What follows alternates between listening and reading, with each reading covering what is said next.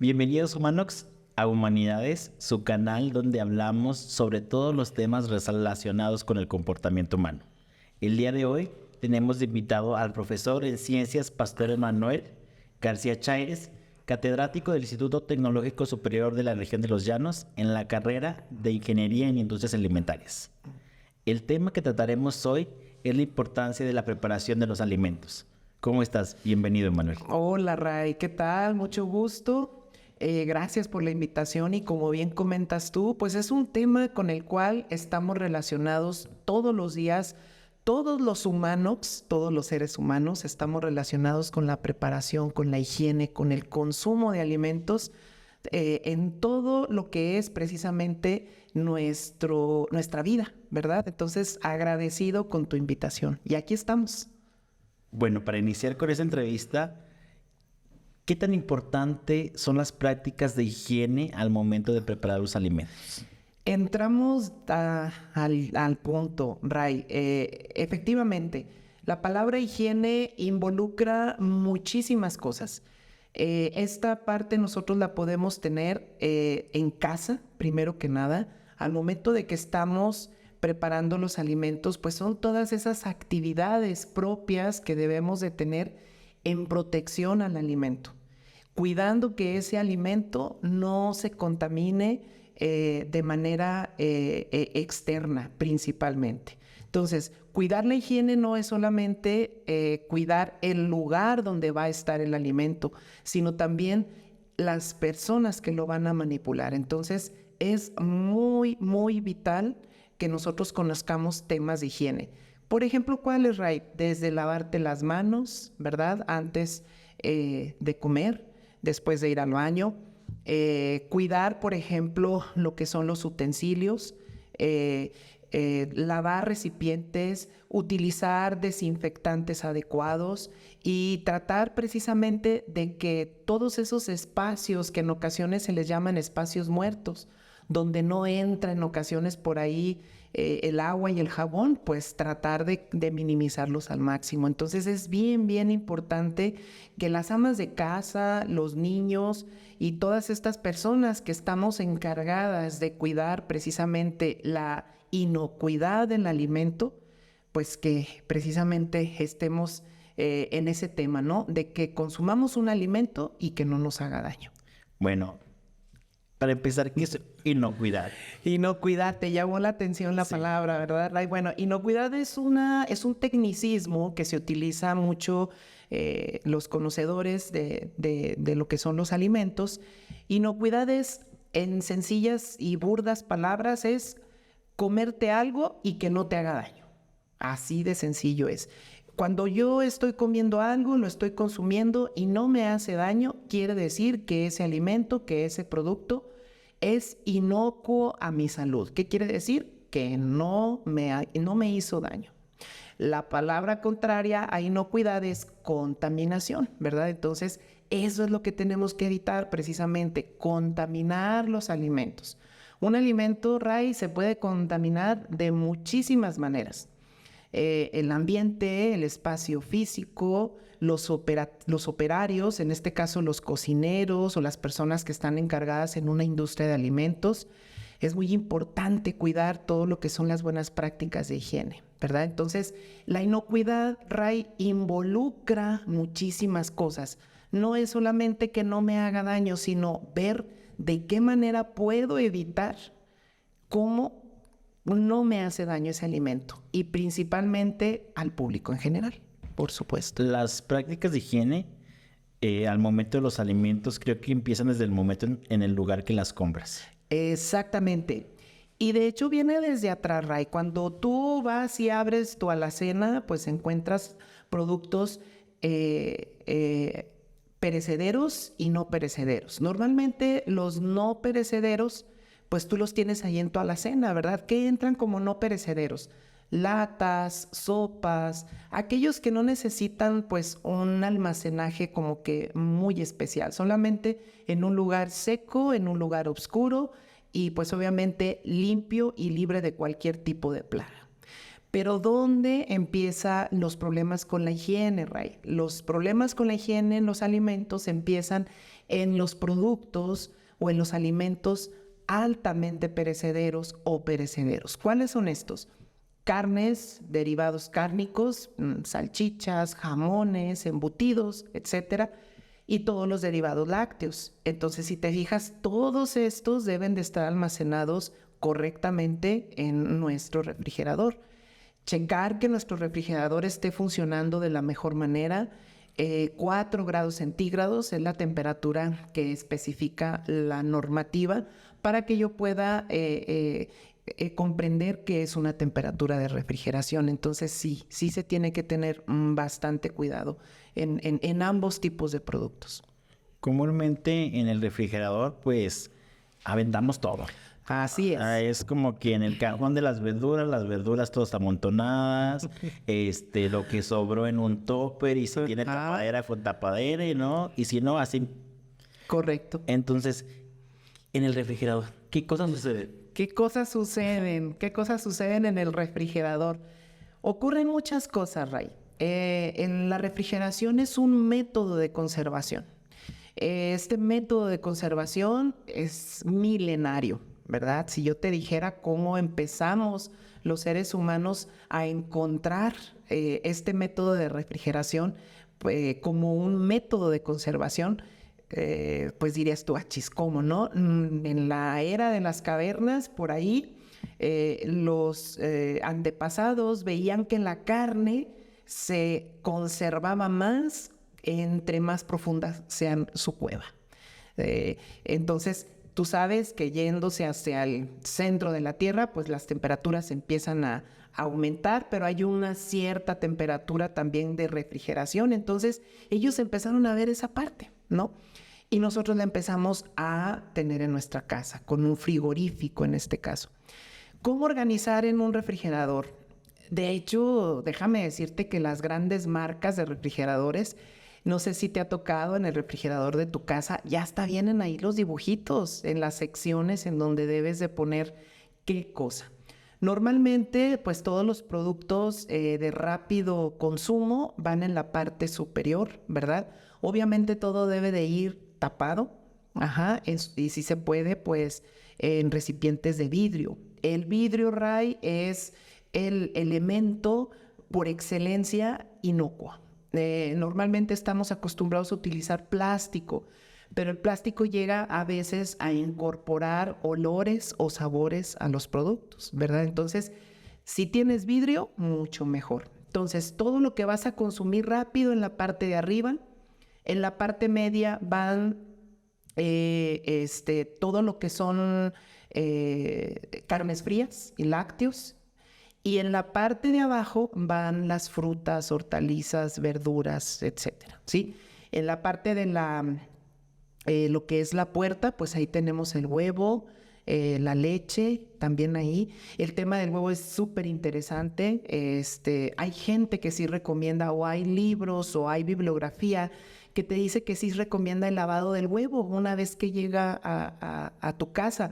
Y es correcto, lo lavas, porque luego el huevo, pues no sé si te ha tocado que pues incluso viene manchado con heces. Entonces es importante que nosotros cuidemos toda esa parte. Entonces ocurren muchas cosas en el refrigerador, y yo pienso que ahí básicamente tenemos que aprender a ordenar nuestros alimentos.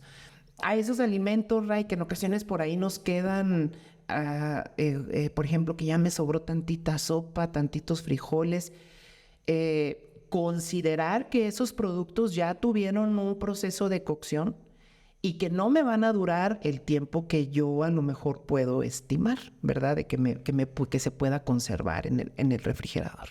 Bueno, hablando de la conservación de esos alimentos que siempre quedan después de una comida, ¿tú no recomiendas para nada el uso de y el botecito de yogur? No. Que el de mantequilla, que ya me quedé un frasquito de mayonesa y lo lavé. Todo eso no ayuda a una buena práctica de higiene. Por supuesto que no. Mira, lo más recomendable es esa latita de chiles que tienes por ahí, inmediatamente retirarla de la lata y llevarla a un envase aparte. ¿Por qué se hace eso? Porque la lata, al momento de que se abre, pues está ya en contacto con el oxígeno atmosférico y empieza a oxidarse ciertas partes de la lata y ese óxido puede llegar al alimento. Entonces, obviamente, pues nosotros cuando le ponemos el chilito al huevito y todo eso, pues podemos empezar a consumir, pues a lo mejor algún componente tóxico, ¿sí? Entonces, no se recomienda, es mejor hacer y consumir en ese mismo momento. Tratar, y más en estos tiempos de calor, sí tenemos que cuidar mucho esa parte, porque luego decimos, pues que se enfríe un poco, ¿no? Y luego ya lo voy y lo meto al refrigerador. No, esos espacios de temperatura que le damos de enfriamiento son espacios en donde pueden caer bacterias, en donde se pueden empezar a desarrollar bacterias. Las bacterias se crecen rapidísimo, Ray.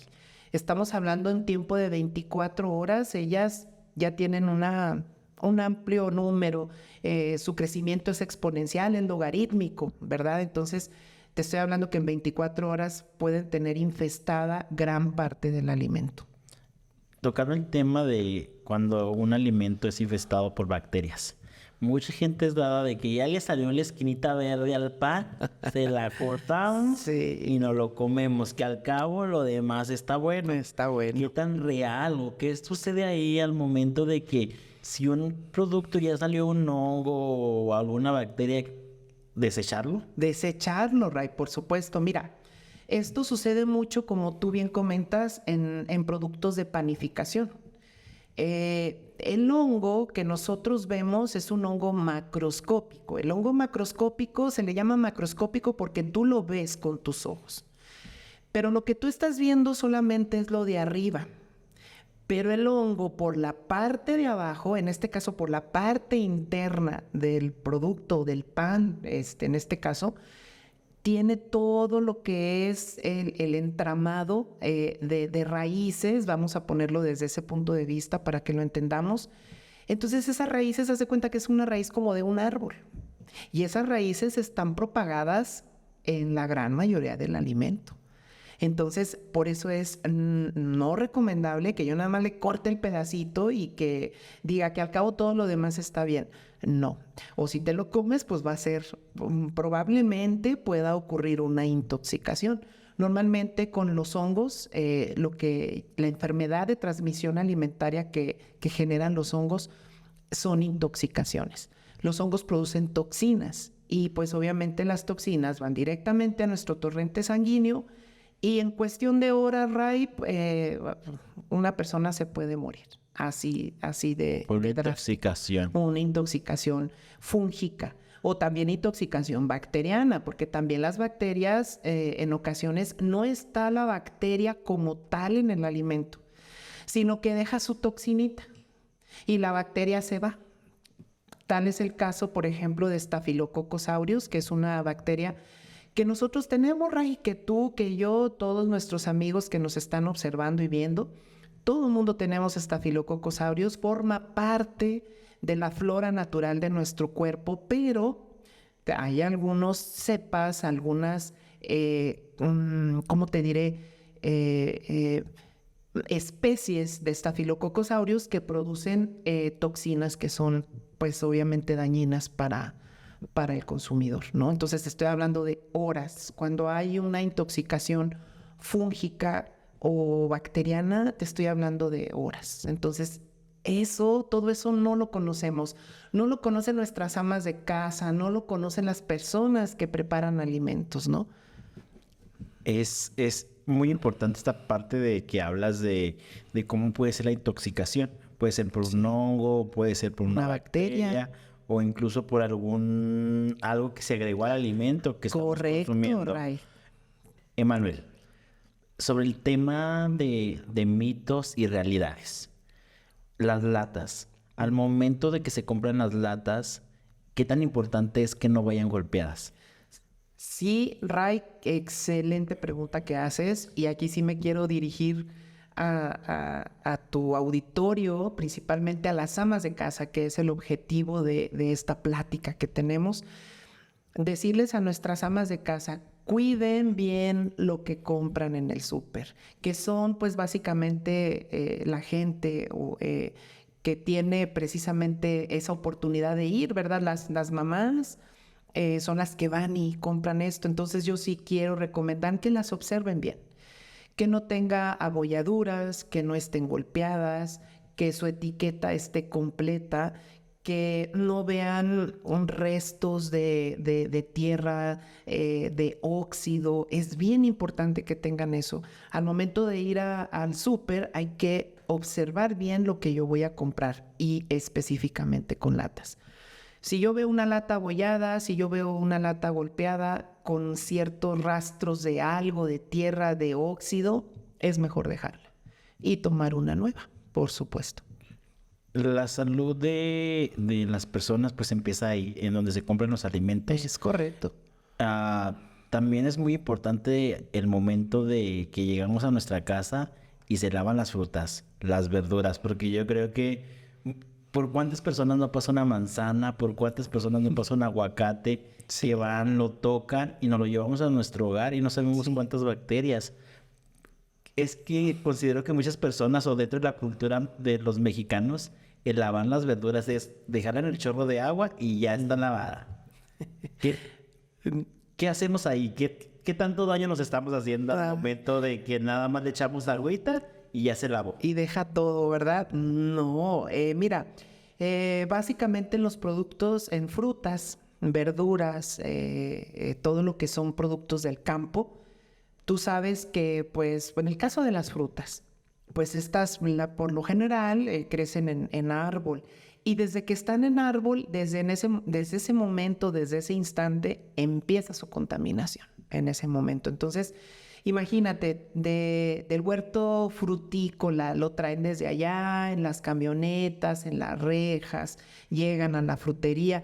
Todo ese caminito, pues obviamente es un camino de contaminación, ¿verdad? Aunque déjame decirte que hay empresas muy comprometidas que tienen buenas prácticas agrícolas. ¿Qué son estas buenas prácticas agrícolas? Cuidar su producto como un bebecito recién nacido, ¿no? Desde que lo estoy cortando, es más, desde que estoy regando el arbolito hasta que estoy obteniendo los frutos y lo estoy llevando a las fruterías, a los centros comerciales.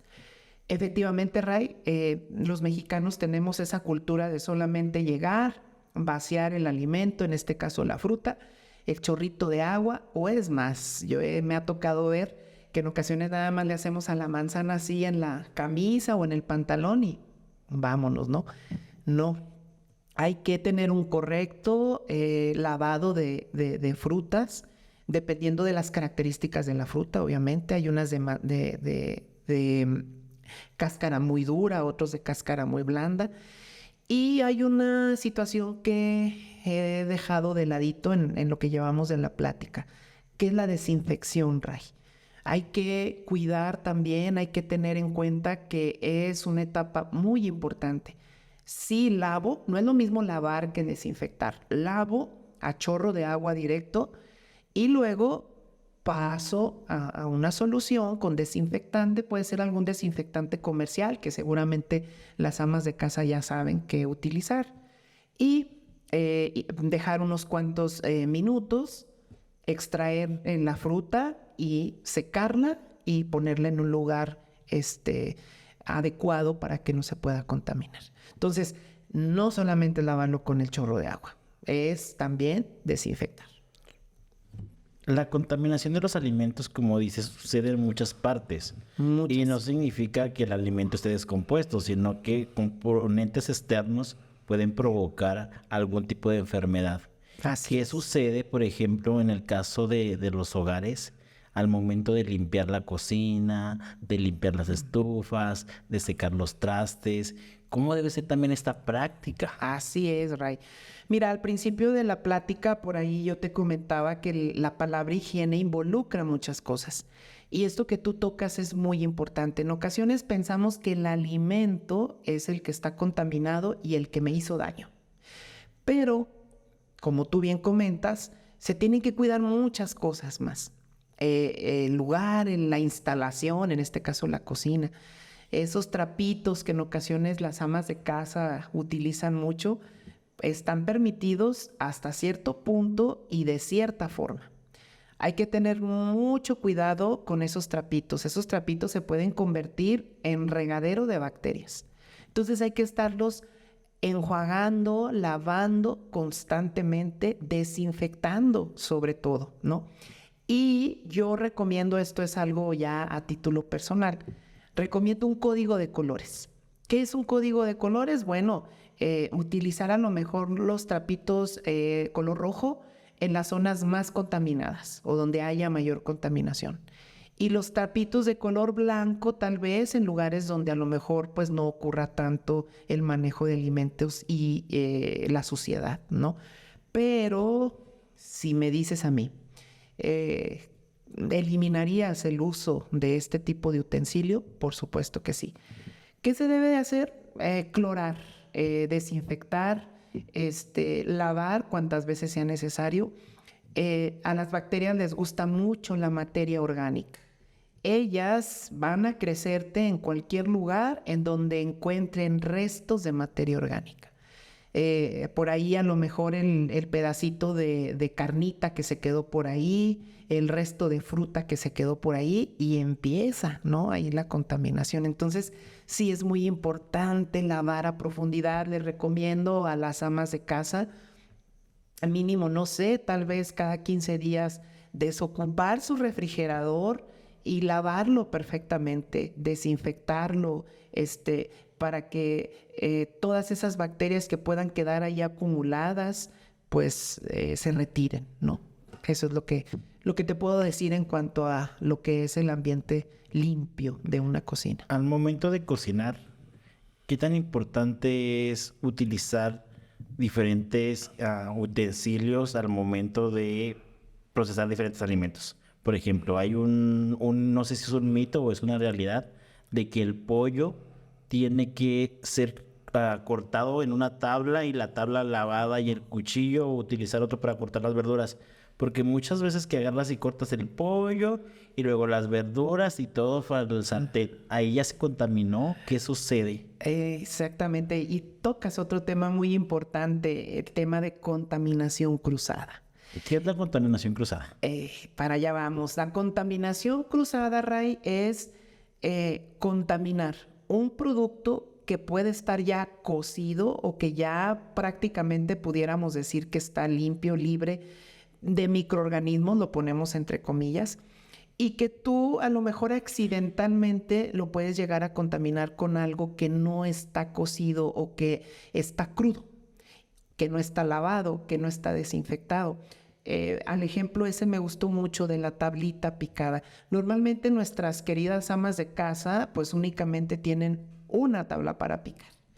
Y en esa tabla para picar ellas pican la papa, pican la carne, pican la verdura. Que es correcto, podemos tener, si tenemos una variedad de utensilios, podemos tener vuelvo a decirte, el código de colores, ¿no? A lo mejor la tablita color verde va para las verduras, la tablita color blanco va para las carnes. Y así lo podemos hacer. Si carecemos de varios utensilios, es picar y enseguida lavar y desinfectar. Tanto tabla como cuchillo o todos aquellos utensilios que estuvieron en contacto directo con el producto. Entonces, eso es la contaminación cruzada. Lo tenemos que evitar, Ray, porque déjame decirte que el mayor porcentaje de enfermedades de transmisión alimentaria son precisamente derivado de estas malas prácticas. Y una de las malas prácticas precisamente es la contaminación cruzada. Algo que sucede mucho en la cultura mexicana y hasta lo dicen de broma, los 3 segundos. Que te estás comiendo algo y se te cae al piso y dices, 1, 2, 3, no lo chocó el diablo, me lo como. ¿Qué pasa ahí? ¿Realmente no se suben bacterias o sí? O sí o no. Mira, normalmente un alimento cae al suelo, cae a una superficie que a lo mejor no está limpia y las bacterias inmediatamente se adhieren. Es un mito real, hay que eliminar el alimento. O sea, alimento que toca una superficie que no está limpia, que no está desinfectada, es un alimento que se tiene que retirar y que no se tiene que consumir, a menos de que ese alimento lo puedas lavar y lo puedas desinfectar, ¿verdad? Otra forma de darle un buen trato a los alimentos creo que es el método de cocción. En el método de cocción, ¿en qué momentos o en qué temperatura o en qué situación los alimentos están correctamente cocidos y no te van a ocasionar daño? También muy buena pregunta. Así como hablamos de las temperaturas de refrigeración, es muy importante, Ray, y también nuevamente hay otro tip para nuestras amas de casa, que compren un termómetro de alimentos, no un termómetro con el que nos tomamos la temperatura normalmente, no. Hay termómetros especiales para alimentos y ese termómetro nos va a ayudar a precisamente ver las temperaturas de cocción. Las temperaturas de cocción dependen del alimento, Rey, pero te estoy hablando más o menos entre los 60, 80 o en ocasiones hasta los 95 grados centígrados. En ese momento podemos decir que la carga microbiana de un producto ha disminuido y la gran cantidad de bacterias que sobreviven a esas temperaturas es casi nulo. Todavía tenemos temperaturas, todavía tenemos bacterias que soportan esas temperaturas, pero ya son mínimas. Entonces sí necesitamos cuidar mucho esas temperaturas de cocción, pero totalmente depende del alimento. Por ejemplo, al momento de que pides un corte, esto sí es muy importante porque siempre sucede, pues al momento de comer la carne, de que hay términos, que Sí. término medio, 3/4. Ahí, ¿qué sucede? ¿Por qué en los restaurantes se atreven a venderte un corte con sangre? ¿Está mal? Mira, Ray, es totalmente cultural ese tema.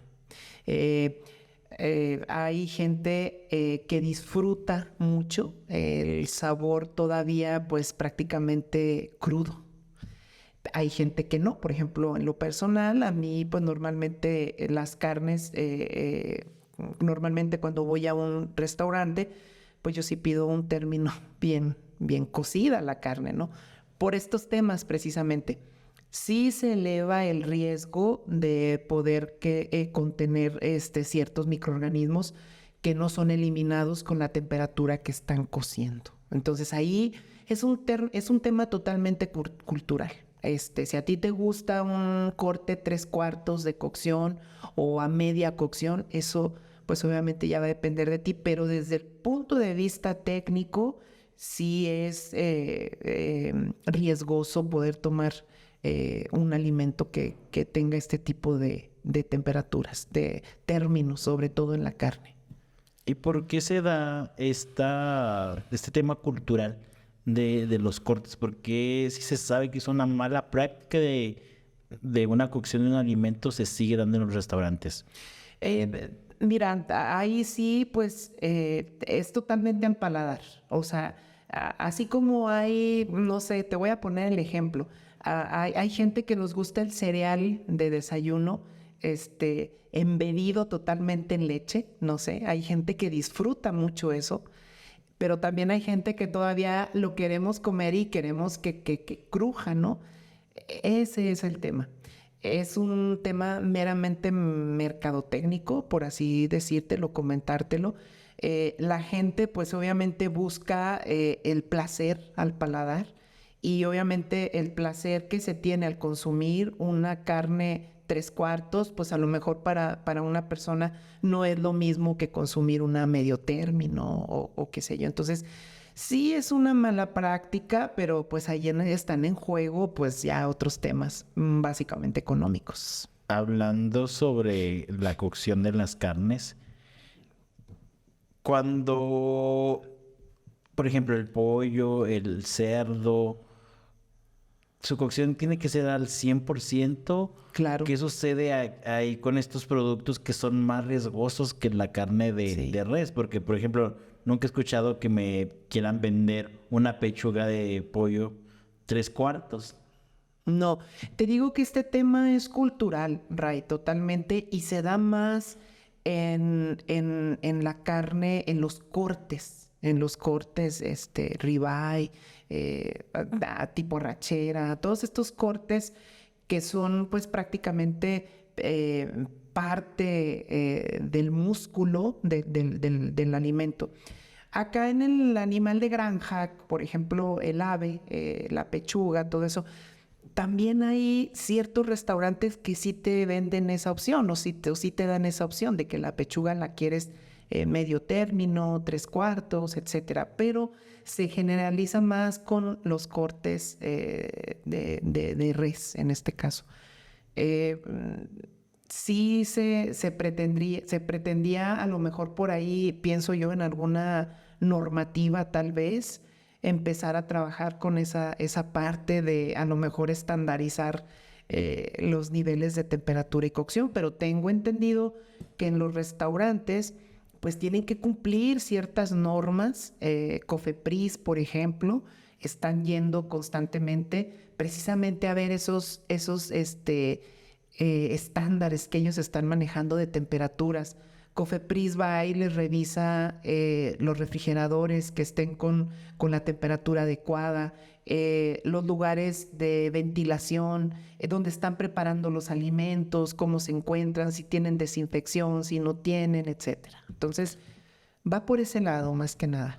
Hablando de Cofepris y de todas estas normas de higiene, durante la pandemia, pues no se supo de dónde salió este bicho, este COVID. Se hablaba de que se comió un murciélago, de que una contaminación en un mercado. Bueno, son muchas cosas y muchas situaciones. ¿Qué tan importante es los lugares en donde comemos? Los mexicanos también somos súper dados a comer en la calle. Siempre estamos buscando comer en la calle. Aquí una pregunta que a lo mejor va a ser un poco graciosa, pero aparte de tacos, ¿qué comemos en esa tortilla con carne? ¿Qué comemos en esa tortilla con carne, Ray? Híjole. Mira, yéndome hacia atrás en la pregunta, efectivamente los mexicanos consumimos y nos encanta la garnacha en el puestecito, en debajo ahí del árbol, la señora que se puso a vender los taquitos sudados o los taquitos de barbacoa, etcétera. Nos encanta. Es importante que nosotros cuidemos, como seres humanos, cuidemos nuestra salud. Y cuidar nuestra salud también significa cuidar el espacio y lo que yo voy a comer.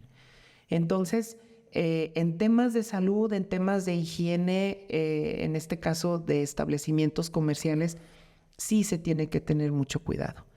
En ese taquito, pues nosotros acá en casa podemos saber exactamente cómo llevé a cabo esa cocción, cómo llevé a cabo esa preparación de ese platillo.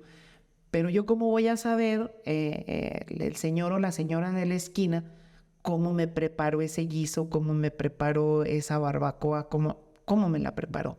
Si realmente llegó a las temperaturas de cocción, si lo hizo en un ambiente adecuado, si sus materias primas estuvieron refrigeradas. Es un desconocimiento total, ¿verdad? Entonces, culturalmente, Ray, los mexicanos sí somos muy dados a consumir ahí, pero sí tenemos que cuidar. Cofepris, este organismo importante, de alguna manera revisa esos temas. Cofepris se va directamente a lugares donde se prepara lo que es alimentos, cuida, verifica la manera en la que se están preparando y cómo se venden al público. Otra cosa que es importante, creo que es el método de higiene en el espacio en el que se está consumiendo. Muchas veces, pues no sé qué tan recomendable también es poner la bolsita al plato y nomás cambiarla. O sea, son muchas cuestiones de higiene que pues tienen que revisar, pero que realmente no sé si es el estómago del mexicano también. Porque yo creo que muchas veces sí hay lugares a los que yo he ido a comer que digo, ¡ay! Pero pues ya estamos aquí. y realmente no nos hace daño. Pues es decir, realmente ya el sistema digestivo o nuestro sistema inmune ya está acostumbrado a ese tipo de comida. Pero pues los mexicanos comemos de muchas cosas y de todo. Ahorita tocando este tema, yo creo que mucha gente le va a doler esta pregunta, pero tengo una tía veterinaria y a mí me encantan las tripitas. A su esposo le encantan las tripitas, a sus hijos les encantan las tripitas y comemos tripitas, excepto ella. Y un día yo le dije, no me interesa saber por qué no comes tripitas. Pero pues yo creo que es uno de los tacos favoritos Así es. de la ciudadanía.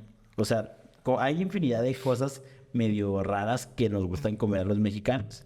Pero las tripitas creo que es algo en particular. Aparte de tripitas, o sea, de la carne, del taquito, de la tortilla, de la salsita, de la cebollita, de lo que se le pone al taco, ¿qué nos comemos en un taco de tripas? En un taco de tripas te comes un montón de bacterias, Ray. Si esas tripitas fueron elaboradas, preparadas, siguiendo las buenas prácticas de higiene, es decir, lavando correctamente bien esas tripitas, aplicando una desinfección con desinfectantes comestibles totalmente. Si esas tripitas llegaron al punto de cocción que debe de ser, 90 aproximadamente grados centígrados, si esas tripitas estuvieron en buenas condiciones al momento que te las pusieron ahí en el plato, si esa salsita que tú le pones a esas tripitas estuvo hecha y elaborada bajo las normas estrictas de higiene, tú consumes carne de tripitas y sí, una que otra bacteria por ahí. Pero si se descuida algún eslabón de todo lo que te acabo de comentar, probablemente estés consumiendo, pues sí te lo digo, popó, en pocas palabras, excremento.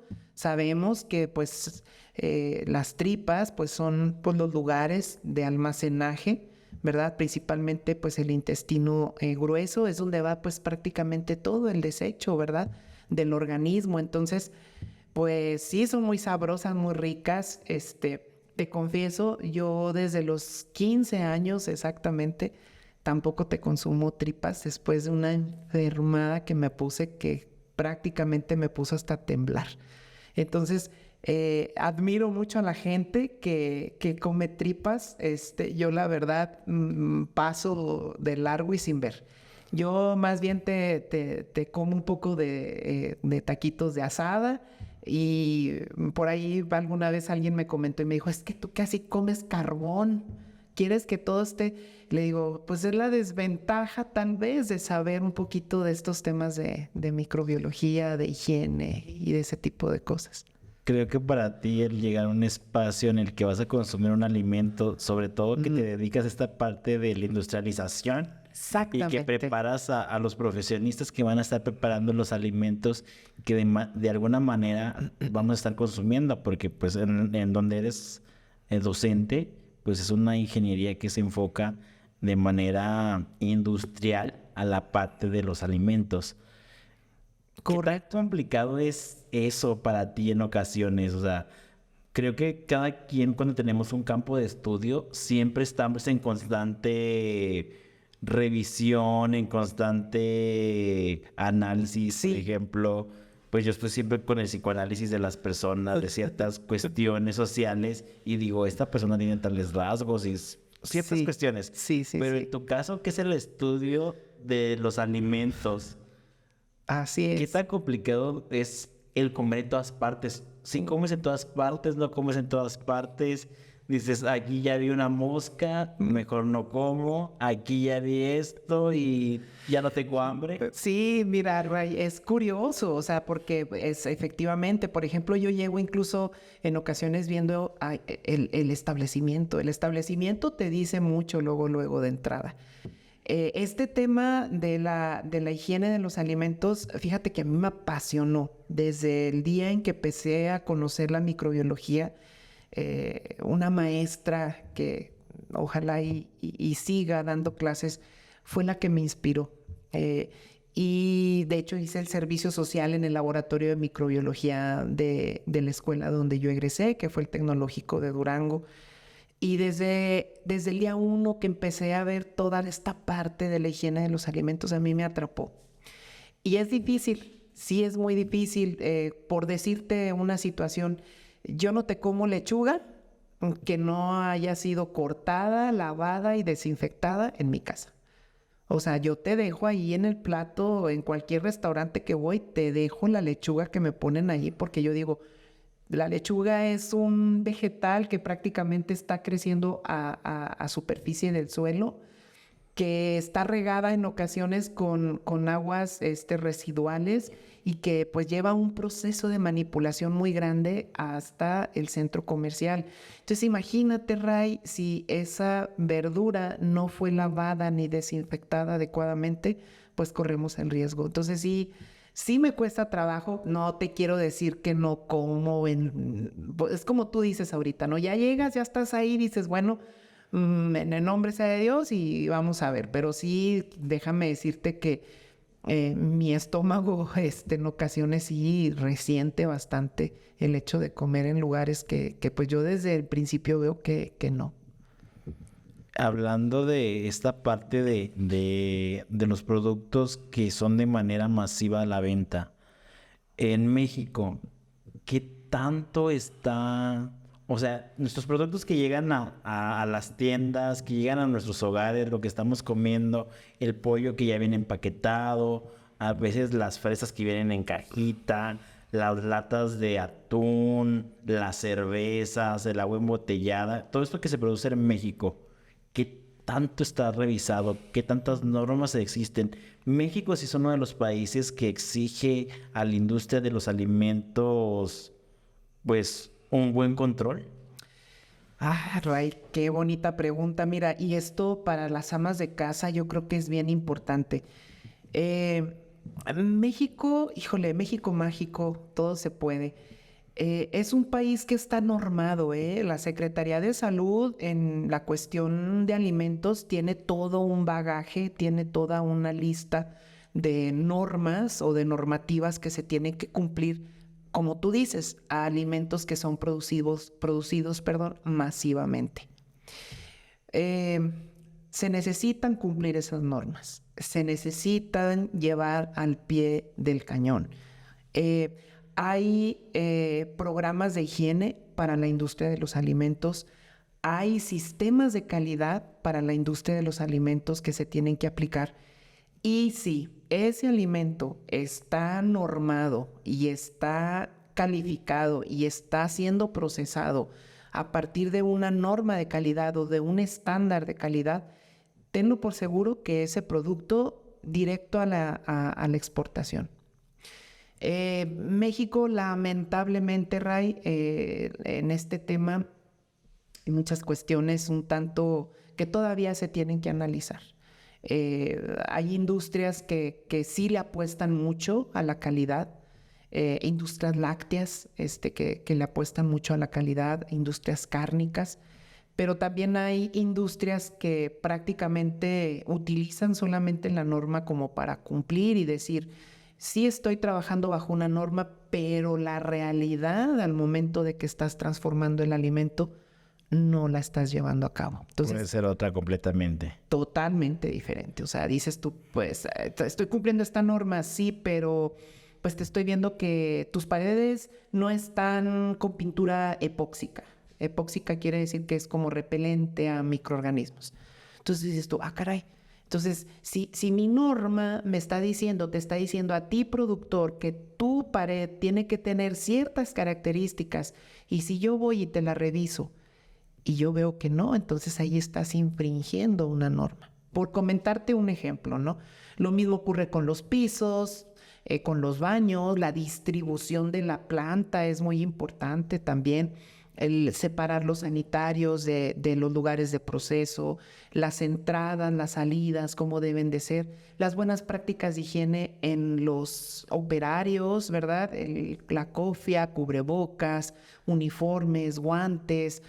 Todo eso está normado, todo eso está estipulado en las normas oficiales mexicanas que ofrece la Secretaría de Salud. Entonces México sí tiene todo un reglamento de Sí, operación. claro que sí lo tiene. Aquí la pregunta es, si tú productor de alimentos, tú conservador de alimentos, tú tecnólogo de alimentos, tienes una fábrica, ¿qué tan apegado tú estás a esta normativa?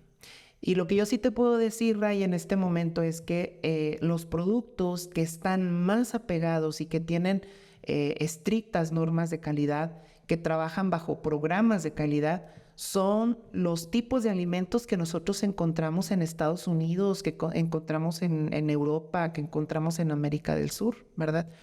He tenido la oportunidad de trabajar en la industria de los alimentos, casi recién egresado, estuve trabajando ahí. Y créeme que, pues sí, trabajé en industrias donde, wow, o sea, llegaba y prácticamente todo estaba bien estipulado, las normas estaban bien implementadas, ¿no? Pero desafortunadamente, pues hay empresas todavía pequeñas que pues apenas están empezando a trabajar en el tema normativo y que pues no tienen tan aferradas estas normas en sus políticas de las empresas.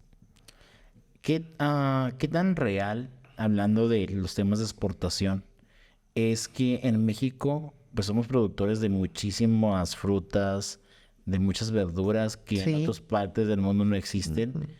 Que en México se queda, o nosotros los mexicanos consumimos Sobra. lo que sobra, lo que no aplica para las reglas de exportación. Mira, Ray, otra pregunta importante. Sí, hay mucha, por ejemplo, en México, en la parte sur, hay mucho invernadero, muchos zonas productoras, por ejemplo, de fresa. Acá en el norte tenemos, por ejemplo, melón, sandía, aquí en la comarca lagunera. Y sí, o sea, sí se aplica que lo de mejor calidad, pues le ponen la etiqueta y directo a la exportación. Nosotros sí, pues, algunos productos sí te puedo decir que nos quedamos a lo mejor con lo que, no con lo malo, sino que pues a lo mejor con uno de primera calidad.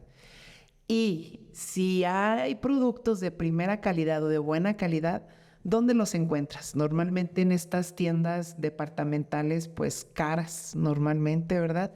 Encuentras el melón así precioso, grandote, jugoso.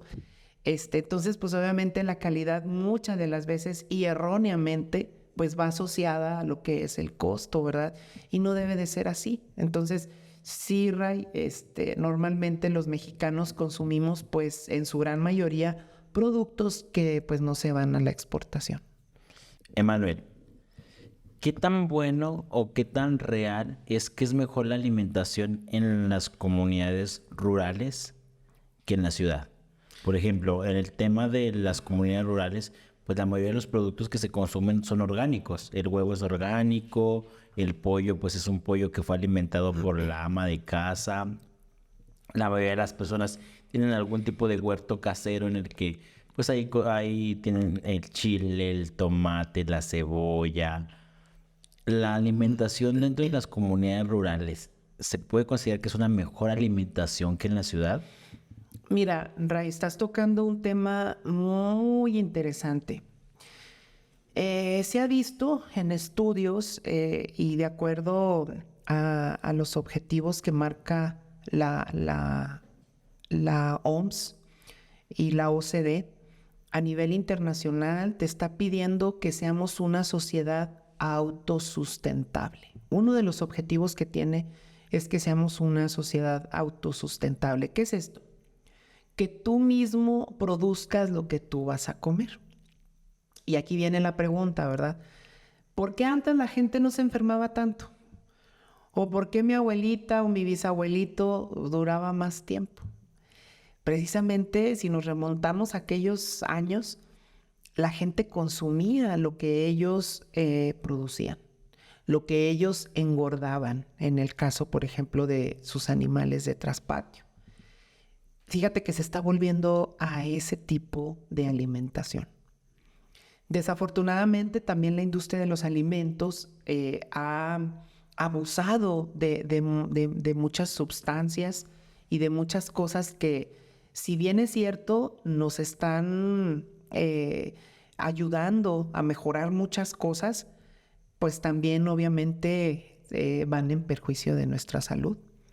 Entonces, ahorita, ¿qué se recomienda? Que tú, pues, puedas tener tu cultivo de traspatio, puedas tener tu cilantro, tu tomate, tu cebolla, que tú lo riegues, que tú le abones, que tú la coseches, etcétera.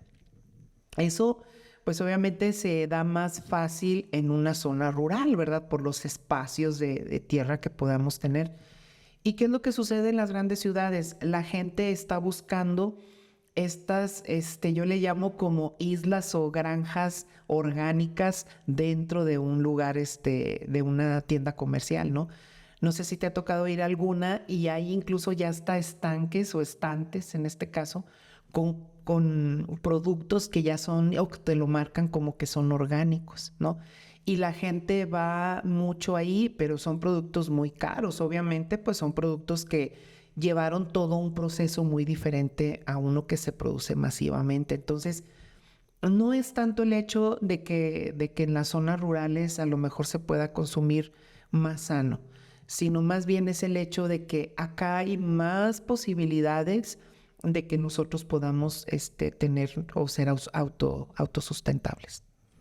Hablando de estos temas en la parte orgánica donde pues todos esos productos no tienen conservadores, no tienen ciertas sustancias para engordar a los animales, ¿qué tan real o hubo este momento o esta discusión en que todos los alimentos procesados pueden ocasionar cáncer?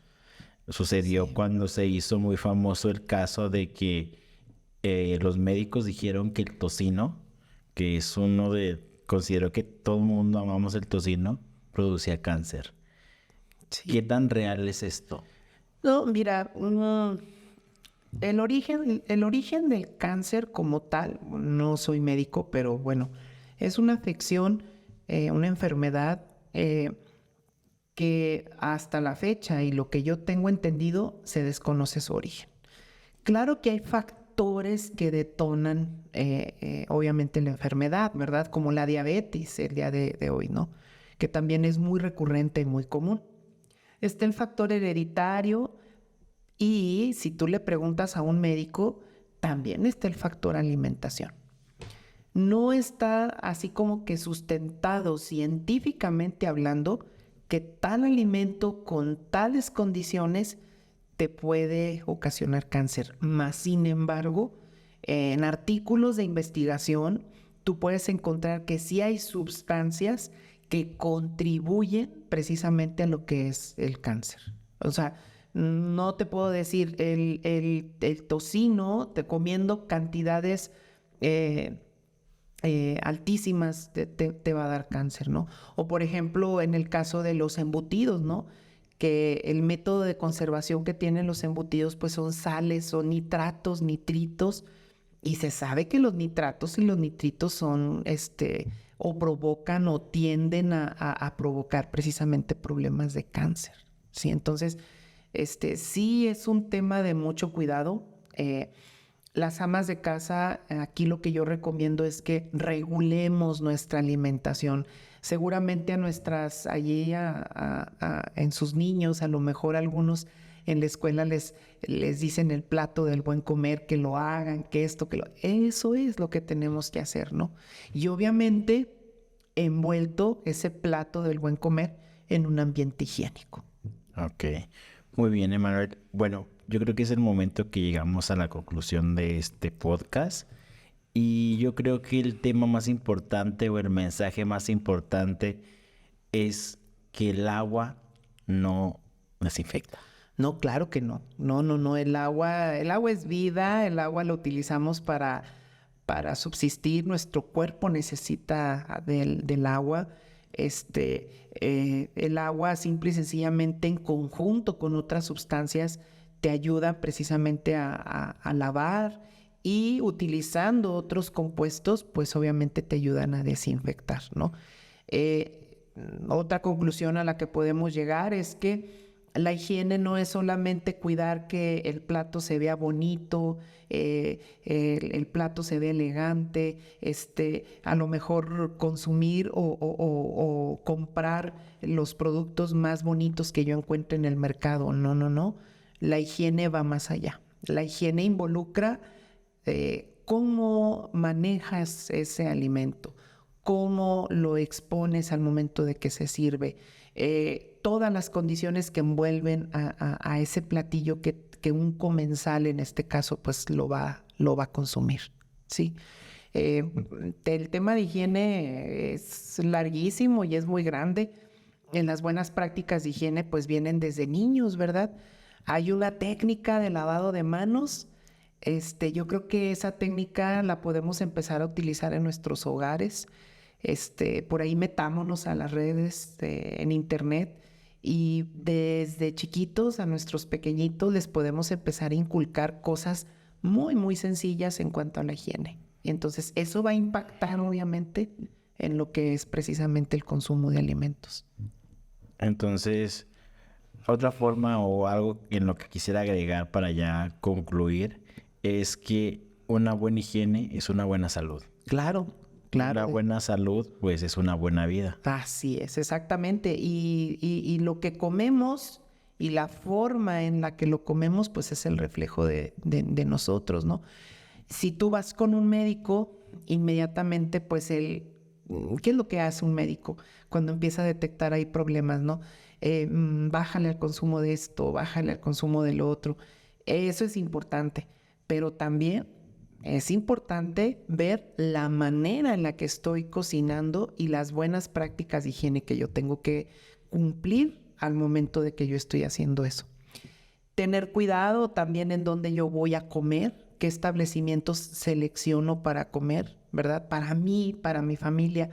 Fíjate que yo estuve trabajando en una empresa de alimentos hace años y yo era el encargado de la capacitación a los nuevos operarios que llegaban ahí. Y yo concluía mi plática, porque nada más eran unas horas que me daban para capacitarlos, y yo les decía, traten al producto como si su hijo o si su esposa o si su mamá se lo fuera a comer. Así, yo les decía definitivamente, ¿no?